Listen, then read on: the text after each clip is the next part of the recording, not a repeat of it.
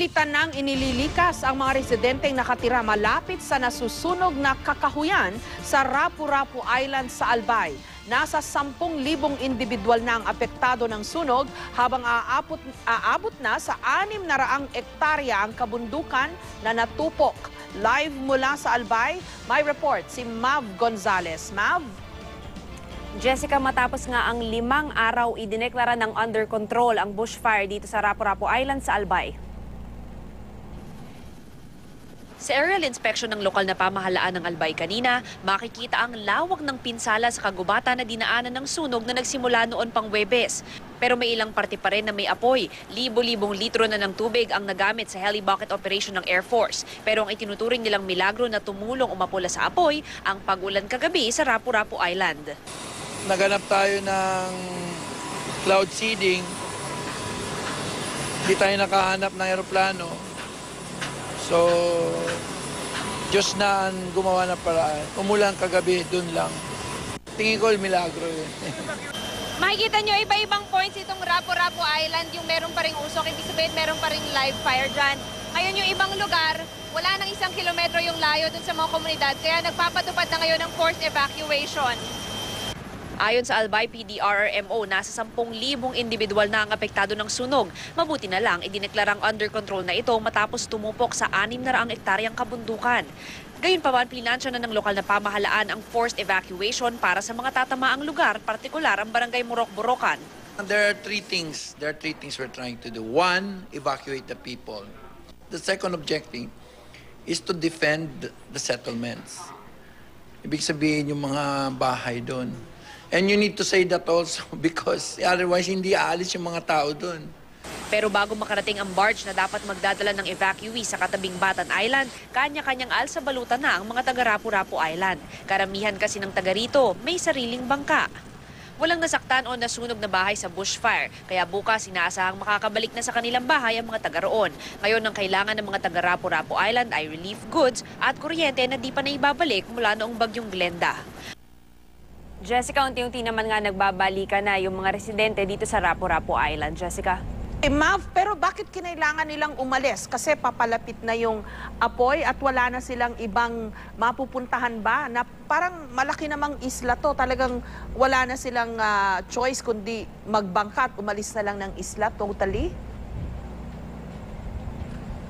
Tama yan, Jessica, kasi itong barangay Morok-Borokan, kung napansin nyo dun sa video natin kanina, no, isa siyang coastal barangay. So ang nasa likuran nila ay yung mga bundok na nasusunog at ang nasa harapan naman nila ay dagat. So kung aabot na yung apoy na nanggagaling doon sa bundok, ay sigurado na tatamaan yung settlements nila. Kaya ang naging solusyon na nga lang ng lokal na pamahalaan, pati na rin ng provincial government ng Albay, ay talagang i-evacuate sila via boats papunta doon sa kalapit na Batan Island, Jessica. Sabi ni Governor Salceda, umulan kagabi. So, malaking bahagi ba ng sunog na apula dahil sa ulan kagabi, Mav?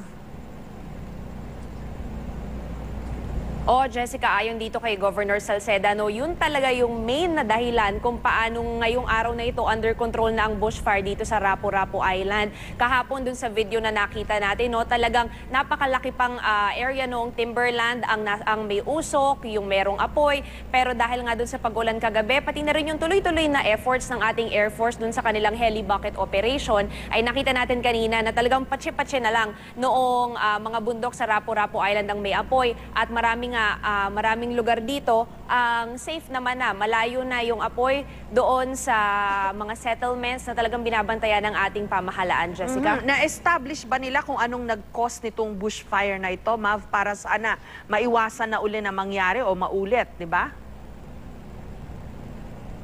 Actually, Jessica, hanggang ngayon, under investigation pa talaga ang sanhi nitong pangyayaring ito. Pero isa dun sa probable causes talaga na tinitingnan nila ay yung pagkakaingin. Pero informed naman daw lahat ng mga tao doon, yung mga residente ng Rapu-Rapu Island, na hindi dapat ginagawa yan dahil nga yung terrain nila, dikit-dikit yung mga puno at yung mga bundok, nakadikit dun sa settlement. So kapag nagsimula ka ng sunog doon, meron talagang malaking posibilidad na mag-cause ito ng bushfire o ng forest fire nga. So ngayon, ang talagang iniimbestigahan pa rin yan, yung talagang cause nitong bushfire ng ating pamahalaan. At sinabi naman nila na papanagutin kung sino man ang nagsimula nga nito kung mahuhuli, Jessica.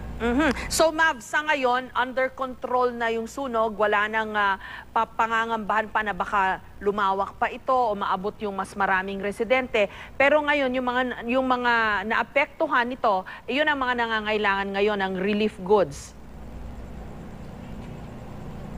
Tama yan, Jessica. Yun nga, no, ang pangangailangan talaga ng mga tao rito ay yung relief goods dahil kasabay nitong bushfire ay naapektuhan yung main source ng tubig ng ating mga residente dito sa Rapu-Rapu Island. Kumukuha kasi sila ng tubig nila galing sa bundok at dahil nasaraduhan nito, dahil nga dun sa bushfire, yun ang kailangan nila ngayon, drinking water. And aside from that, yung lifelines nila, mula kasi nung bagyong Glenda, no, Jessica, walang kuryente dito sa Rapu-Rapu Island. Hanggang ngayon, hindi pa rin yan na ibabalik. Wala ring signal ang cellphone doon sa isla, particular dun sa barangay Morok-Borokan na talagang maapektuhan dapat nitong bushfire. Kaya yun, ang unang prioridad nitong ating local government, pati na rin ng provincial government, pagbalik ng mga residente doon sa Rapu-Rapu Island, Jessica. Okay, and we're talking here of 10,000 na mga individual na naapektuhan itong sunog na to at nangangailangan ngayon ng tulong. Oo, Jessica, nasa 10,000 ang tala ng Albay PDRMO na naapektuhan nitong bushfire na ito. Pero yun namang mga nandoon sa barangay Morok-Borokan, mga nasa 1,000 individuals lang naman ito. Sila yung talagang kusa ng lumikas dahil nga dito sa bushfire na ito. Pero syempre, meron pa rin kasing ilang areas ngayon, no, na meron pa rin patsi-patsi nga ng apoy, tuloy-tuloy pa rin yan. So meron pa rin usok na naaamoy, nalalanghap yung mga residente natin dyan. So talagang priority na lahat sila na nandoon sa 5 barangay na apektado ay mabigyan ng tulong agad-agad, Jessica. Maraming salamat sa iyo at ingat kayo dyan sa Albay, Mav Gonzalez.